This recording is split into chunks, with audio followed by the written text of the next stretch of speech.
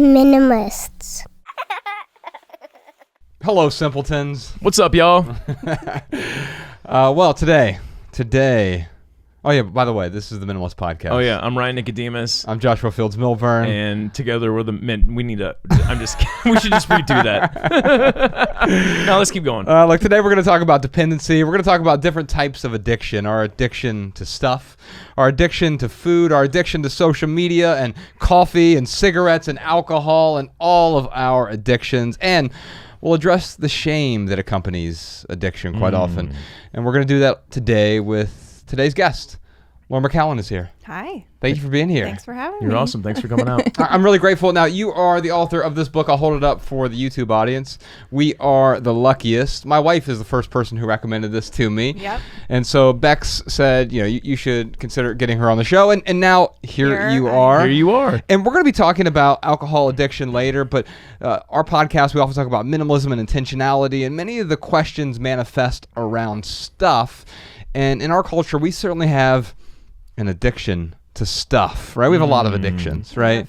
I think it'd probably be best to start by talking about what do we mean by addiction, Laura?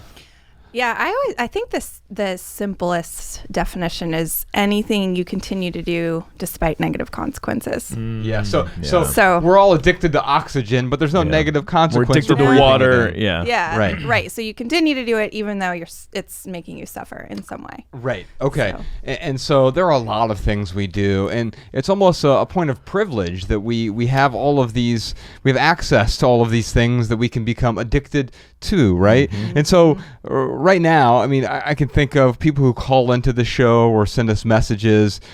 Material possessions is an addiction. In fact, often we call it hoarding, but it doesn't just manifest as hoarding. It can just be like online shopping addictions, Yep. and but also addictions to food, sugar and carbs in particular. Overeating, something. Working. Yes, addiction to work for sure. We call it being a workaholic, right? Yeah, with a little badge of honor. Right. Yeah. In fact, in our culture, it is a badge of honor. Cigarettes is a big one. My mother died from lung cancer because she smoked from age 16 to 65, and so of course was addicted to that. I think there are a lot of other addictions as well. And especially in our heavily mediated world, we are addicted to social media. We're addicted to attention and status and money, or what we perceive to be the sort of what money will get for us, for sure. Television, breaking news. We're addicted. We got to have the news Being right now. Stimulated just constantly. Yes, Yeah. addicted to stimulation. That dopamine loop all the time. Yeah. And so our phones, for sure, like my that. God. That is the one of the biggest addictions. There are so many of these addictions, and we're going to talk about alcohol addiction as well. And I want to dive into your story, but I thought first we would start with some questions from our audience. I think this will open it up with some different types of addiction. Our first question is from Corey in Charlotte, North Carolina. What do I do with my hoarder's accumulation of stuff that winds up on my plate? So a little bit of background. My mother has what I would consider a shopping addiction.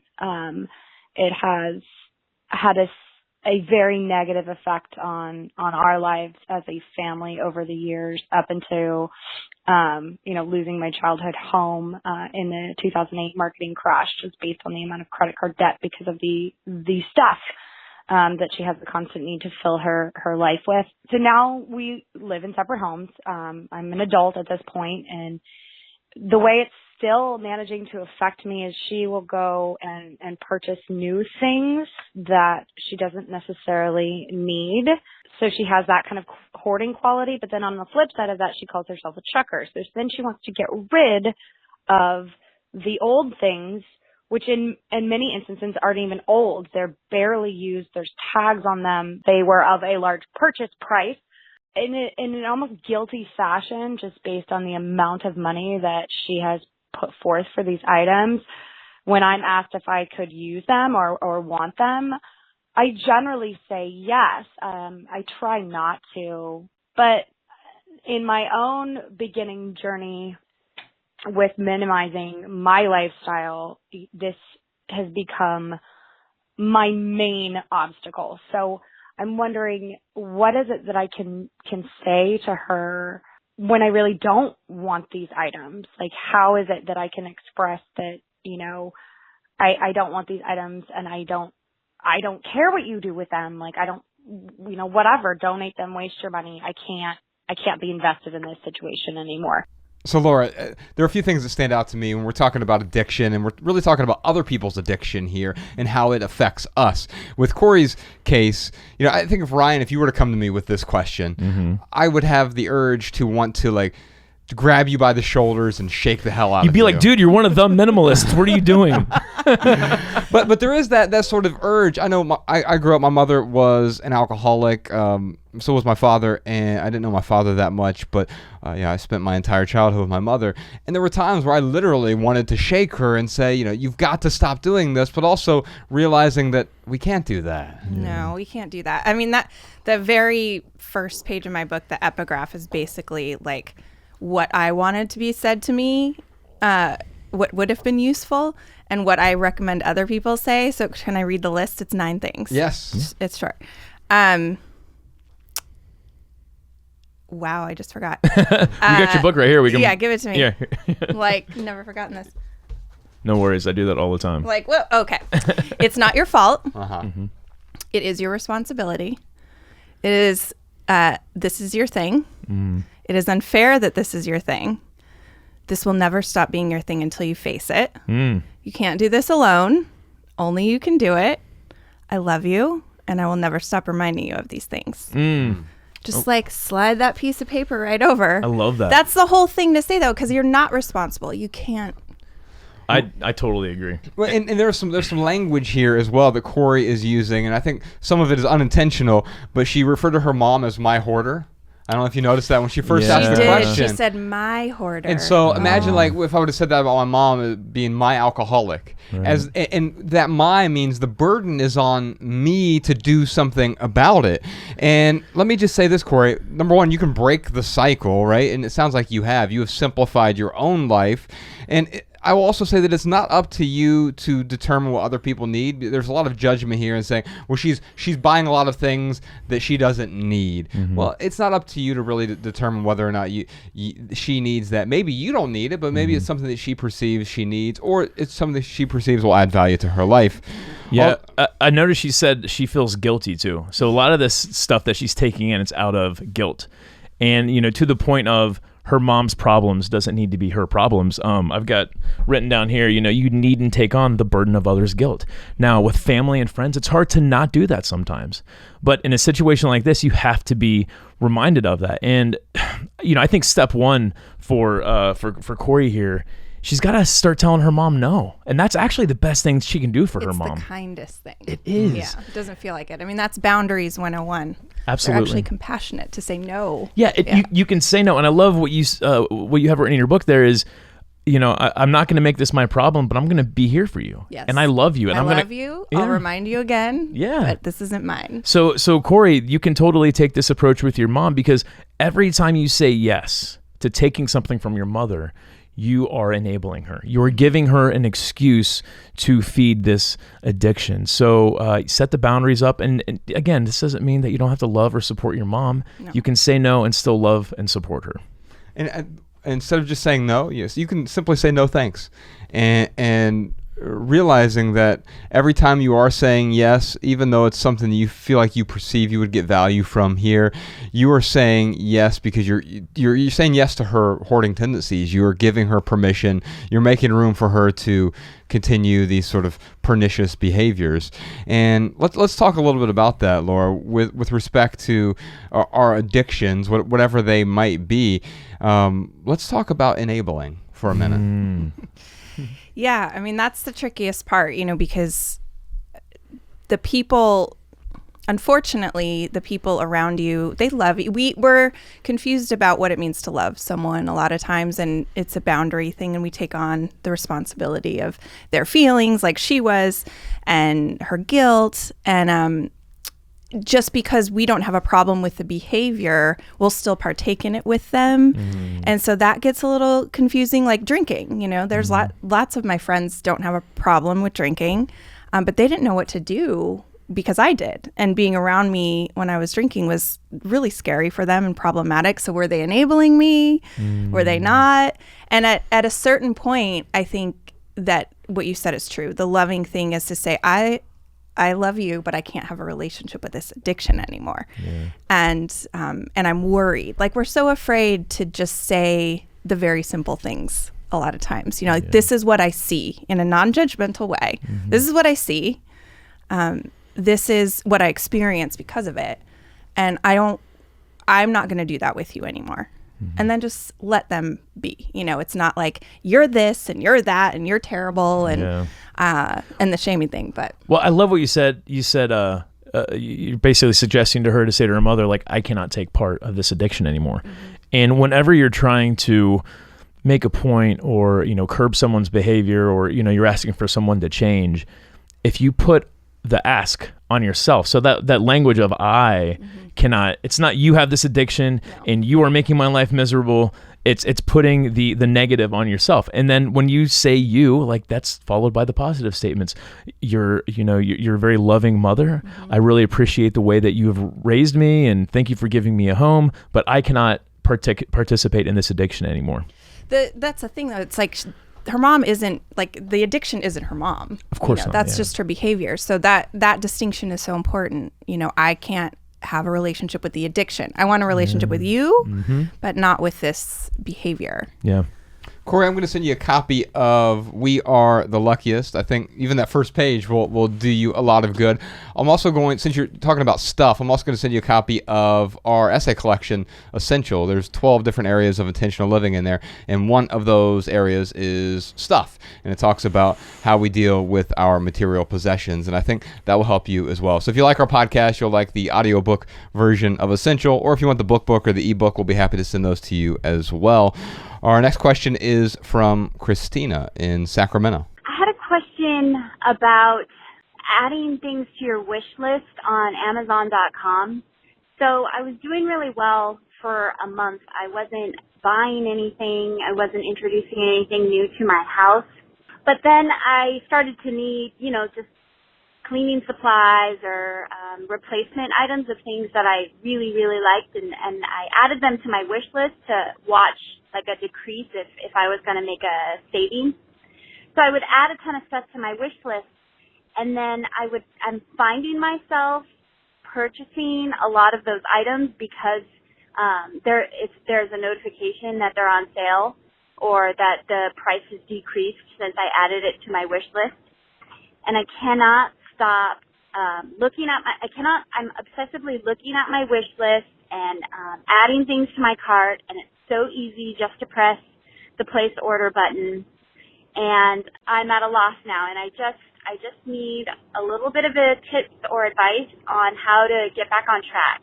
So Laura, this brings up two things here with respect to addiction. One is sort of triggers, and what triggers a relapse. So we have people who become sober. I always knew my mom could become sober because she quit drinking hundreds of times. And I think the same is true with our sort of consumer relapses, right? Ryan and I are not infallible. We are still tempted by consumerism and by the shiny widgets that are advertised to us via our internet browsers.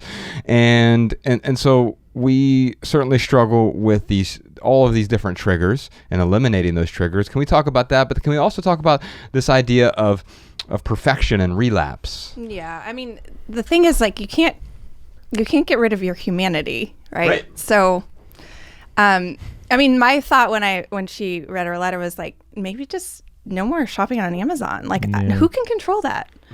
It's designed to, I don't go out to bars anymore because I don't go out. Why would I? There's lots of places where I could go eat or whatever. So there's no perfection. I mean, in certain types of sobriety, like with alcohol, I can't ever drink again. I won't ever drink again, right? That's a zero-sum game.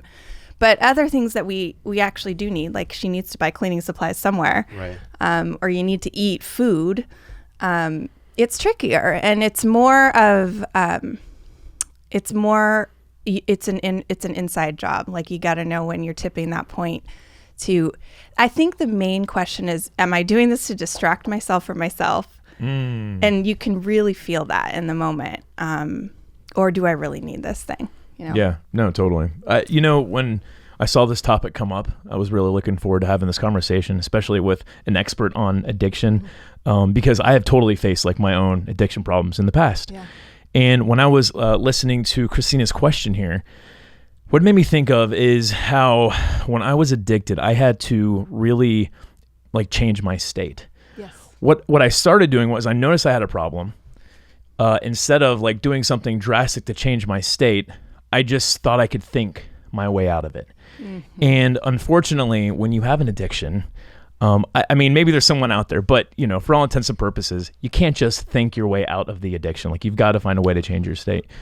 So would you? Oh agree? yeah, no. I mean, it actually fundamentally changes your brain. Yeah. So it significantly messes up. I mean, to put it very crudely, your brain lays tracks every time you complete some kind of process. And so she goes on Amazon and it feels good, right? It feels good, and her brain registers like, oh, this is going to feel good. Right. Yeah. And she's done that how many hundreds or thousands of times. And so even though it doesn't feel good anymore, even though it's giving her negative consequences, her brain, she still gets that hit that tells her it's going to feel good. And so, no, and this is why the shame has no place, because you're kind of out of your mind when you're doing this. So you do have to change your state. Like you said, you do have to, and that requires laying new tracks. Like that's why I said, don't jump on Amazon. If you have to drive to the store and like I didn't go anywhere where I used to go for like 2 years because I had to lay new tracks. Yeah, those old patterns they actually get in the way of what we're trying to change. And so a few things that you're talking about here. One is you're sort of talking about adding friction to the process. I too will avoid most online shopping because it removes all the friction, but when I remove all the friction, I also lose traction, and then I just start sliding all over the place, right? And so I try not to buy online, especially cleaning supplies, and there are a few reasons for that. One is it's incredibly wasteful in terms of all the shipping containers and things that come along with that. But also, I know that once I fall down that rabbit hole, I'm $300 deep into an Amazon order. I didn't even realize it. Exactly, your wish list. And I'm filling up that wish list, right? Yeah. And speaking of the wish list, I think it's great if it allows you to offload things that you aren't going to buy. But in Christina's case, it's actually getting in the way because she's adding things to her wish list that is then compounding her desire to consume. So I would get rid of the wish list. I would probably get rid of online shopping altogether, at least for a period of time, not just a detox, but a sort of decluttering of online shopping. So remove yourself from online shopping for at least 30 days. Test that out as a stoical experiment, and maybe even get rid of Amazon Prime. Add some friction to the process so that you know that, if I do have to buy something online, I have to pay a little bit more for shipping. It's okay. You want to add a little bit extra friction because that's going to help you curb the obsession that you have. Totally, man. It's funny you say friction. I reworded her question, and what I wrote down is how do we help Christina change her state by setting boundaries and creating friction? And I've got a few things listed here. The first thing was delete your wish list. If that's a problem, keep a list on your notepad on your iPhone or on your smartphone, or just a little sticky note on the fridge. But you still are gonna have to keep track of what you need. But totally delete your wish list. Another thing I've written down is cancel your credit cards. Like, it might be the credit cards too that are enabling her. Yes. Because it's so much easier to put something on a credit card. Oh, I'll pay that later. But when you see the money coming out of like your bank account automatically, sometimes that's enough to kind of help change your state. That physical cash is even better. Even better, absolutely. You could. One thing I've written down, and some of these are boundaries, and I understand that sometimes we have to fast. We can't really diet, but so this may not be the best option for her. But another thing I thought of is she can put, if it's a spending limit that she's allowing herself to spend on these supplies each month, she can switch her payment over to like a prepaid credit card. So that way she can't go over the spending limit. Just one way to kind of maybe help her set a boundary here. Cancel your internet for a month. I mean, do you really need internet? Like, if you're at home and you don't have to work, I know that like all the streaming services is on there and it's taken place of TV. But Mariah and I, before she was into coding, now having internet at home is very convenient for her job. But her and I had no internet for months at a time, and we went to. That sounds so nice. Now there was, this was in Missoula, Montana, and there was still, it was called, I think Mike's Crazy Videos. So it was like a Blockbuster where you went, amazing. and it was so cool to like go and browse and like have that nostalgic feeling of renting movies. That's and then, friction. Yeah, absolutely. Yes. So cancel your internet for a month, see what happens. One thing I wrote down is, and this might be extreme, have a friend change your Amazon password. And then every time you need to purchase, like have an accountability buddy who knows your password. Yeah. It's good. No, Yeah. I've done that with other things. Yeah. Like just to take it off your phone too. If you have Amazon on your phone, get rid of that right away. Great. Yeah, that's a great idea. So, and then last thing I had written down, you already mentioned, Josh, was cancel your Amazon account. So some of these are lighter approaches. Some of these are extreme. But Christina, you do have to do something. Yeah, and you might have to do something extreme for a temporary period of time to figure out what is then appropriate for you in the future. And I wish Josh and I could like have this magic answer for her, just to kind of help her, to change her perspective. And now she's going to live, very differently when it comes to shopping on Amazon. But it is going to take some real work, Christina. Well, good news, Christina. I have 16 magic answers for you. We have a free ebook on our website. It is called The Minimalist Rulebook, 16 Rules for Living with Less. It's over at theminimalists.com/resources. And Ryan and I don't actually believe there are real rules for minimalism, but there are some boundaries that we've talked about. And we came up with these 16 different rules that help us live more intentionally with respect to our material possessions, our time, and our priorities. And you can download that for free over at theminimalists.com/resources. Also, Christina, since you're in Sacramento, I'd love to send you or give you 2 tickets to our Les Coast tour event there. We're going to be talking to TK Coleman, and we have a special musical guest there, Andy Davis in Sacramento. We're going on an 8-city tour with a live podcast to talk about minimalism. We're going to talk to a special guest in every city. We're going to have live music in every city. And if you're interested in that, if you're listening to this, you can get tickets at theminimalists.com/tour. Ryan, what time is it? It's time for our lightning round where we answer your text messages. Text your questions and comments to 937-202-4654.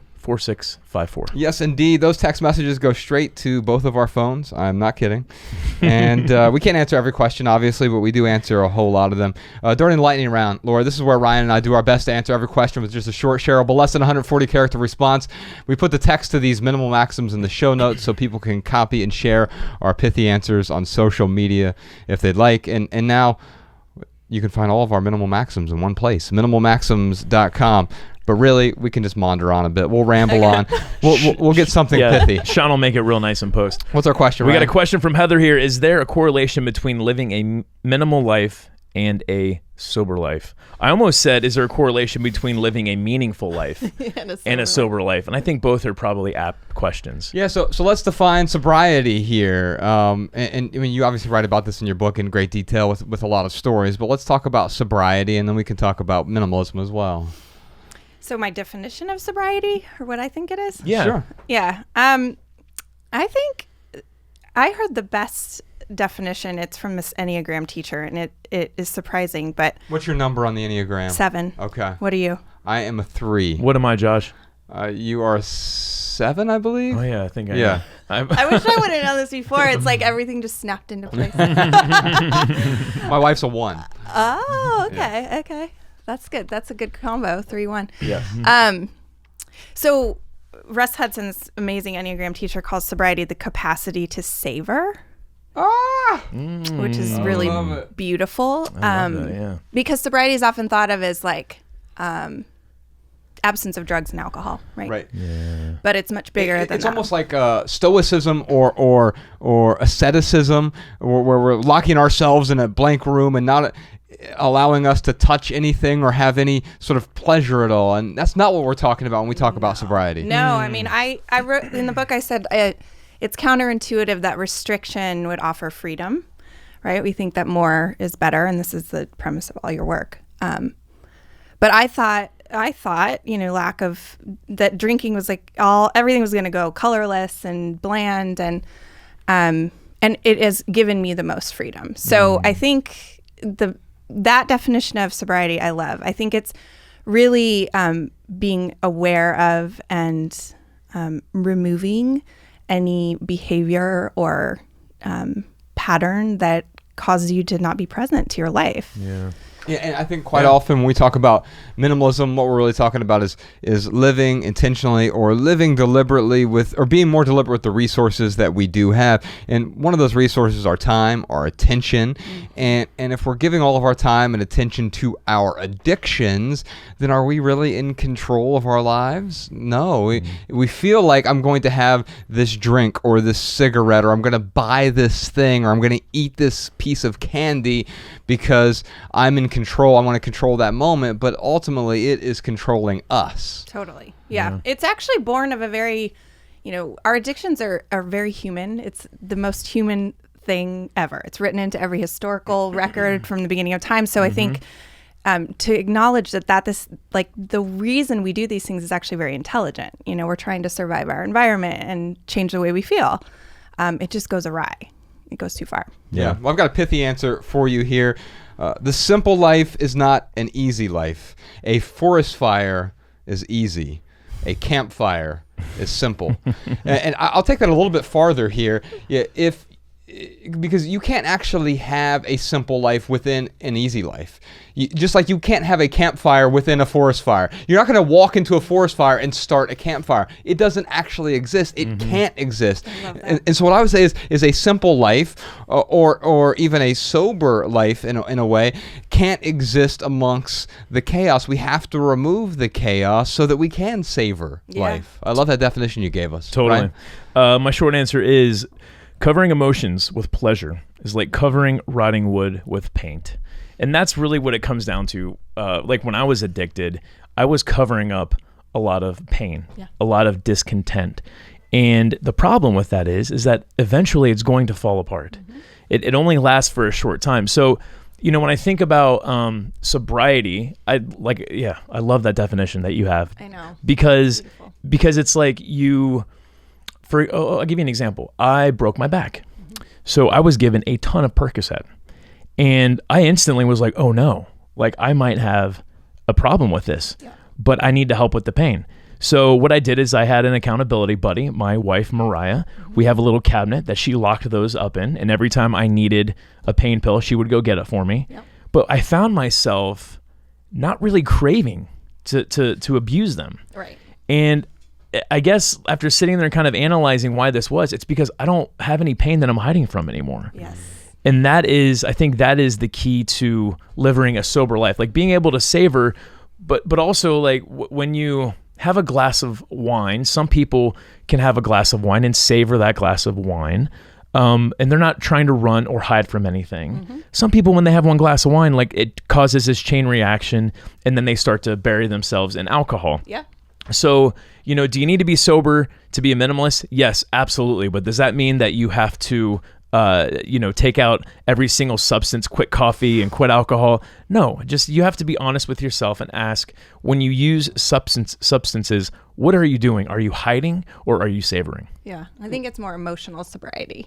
Yes, absolutely. And we had Johan Hari on the podcast, and he was wonderful. And the thing he talked about with respect to people who are coming off of like heroin addiction, for example, is the people who are most successful, they have something to run toward, a more meaningful life to run toward. Yeah. Can you talk a little bit about that and your journey of sobriety and coming off addiction, but also having something meaningful to turn to? Yeah, there's a whole chapter in my book called A Bigger Yes. And that's the point of it, is like you can only run away from what you don't want for so long. Eventually you have to run towards something you do want, or else it's what is this for? Right? And for me, it took some digging to find that, right? Because if you are very deep into an addiction, there is a blanket numbness over everything. And so it takes a while for your desires to emerge again, for your true self to emerge. And a lot of times you have to figure out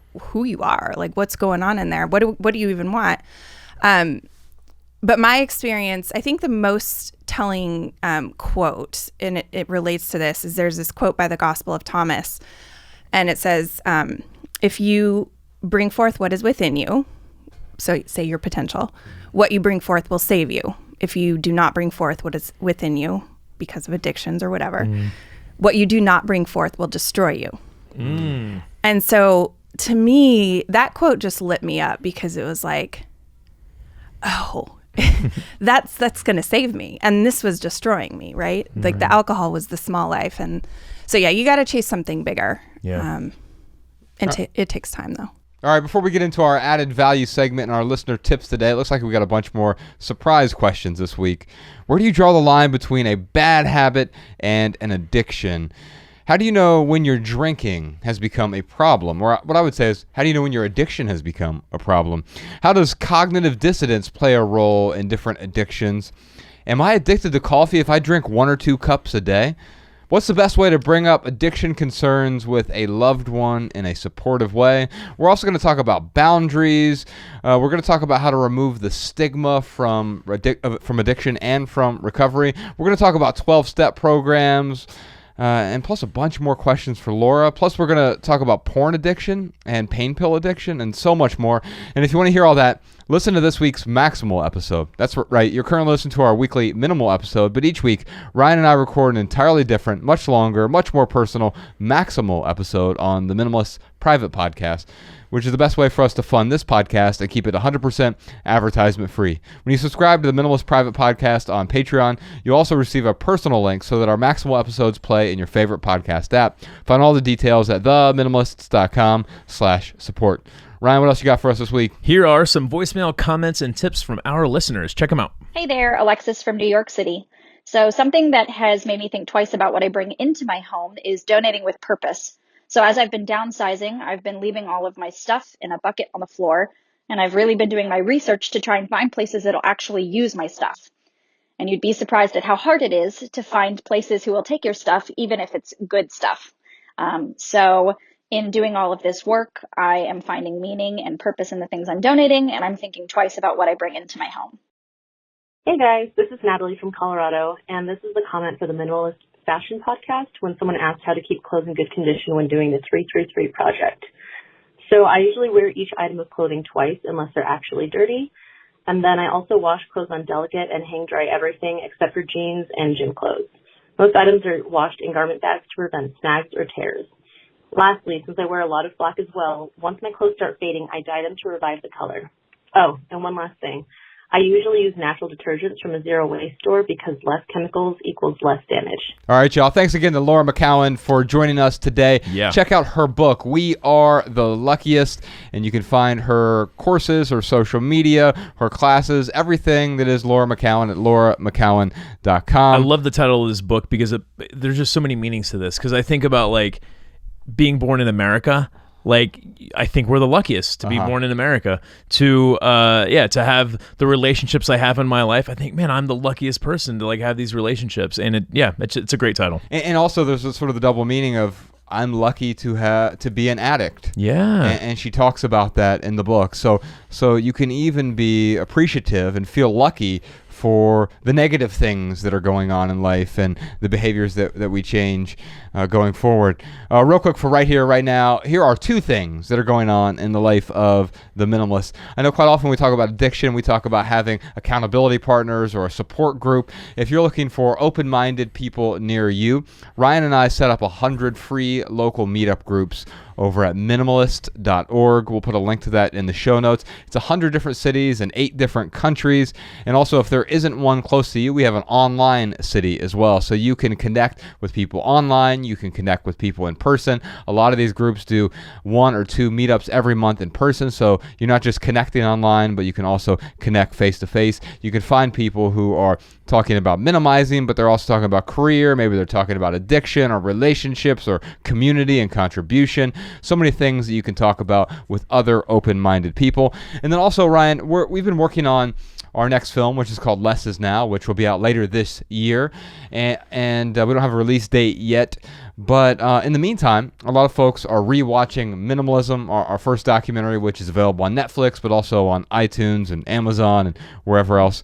Do you know how good it makes me feel, man, when like I see a tweet and it says, I'm watching this new documentary called Minimalism. It's changed my life. And it's like how many years old, man? But like it's still, it's just really still having an awesome effect. It is. And so if you want to dive deeper with that, we have about 6 hours of bonus materials, bonus footage. You know, we recorded so many hours of interviews and additional footage for this film that just couldn't make the film, and we wanted to put it somewhere, and so it's over 20 videos, I believe. Yeah. If you go to minimalismfilm.com, you can buy the bonus materials, the bonus footage there.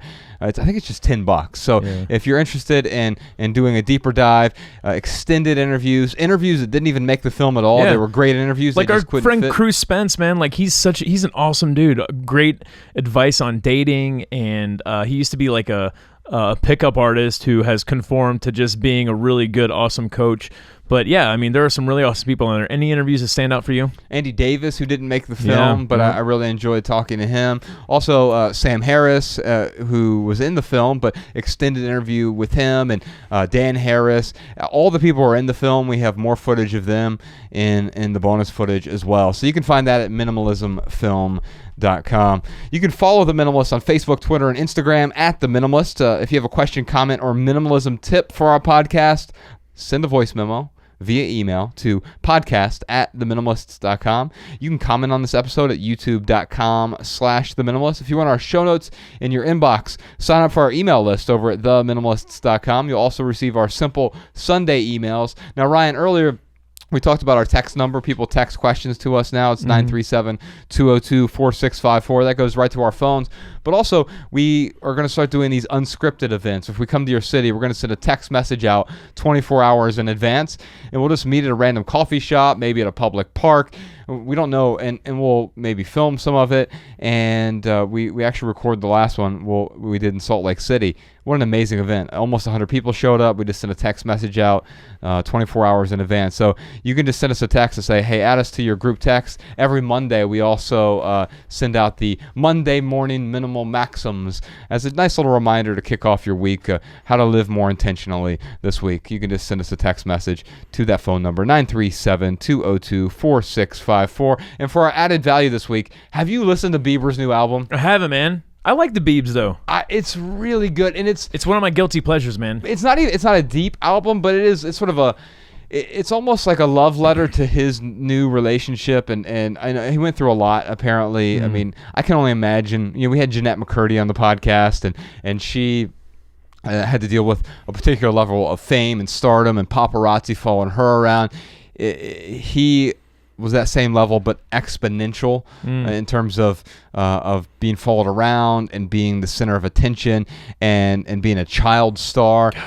And he has made it out of that. And he has developed a marriage, and he's in love. And this album is almost like a tribute to that sort of honeymoon period of the marriage and being in love. And it mixes sort of contemporary sound with what I would argue is more traditional R&B. It's like a traditional R&B album mixed with pop music, and it is every song on it is like really catchy, and you really get into it. First listen, Bex and I were listening to it, and like, yeah, this is pretty good, but we played it again, and I was like, oh man, this is starting to grow on me. And so I was hoping to play a song from that album today. This is Forever from the album Changes. And if you leave here today with just one message, we hope it's this: love people and use things, because the opposite never works. Thanks for listening, y'all. We'll see you next time. The Minimalists.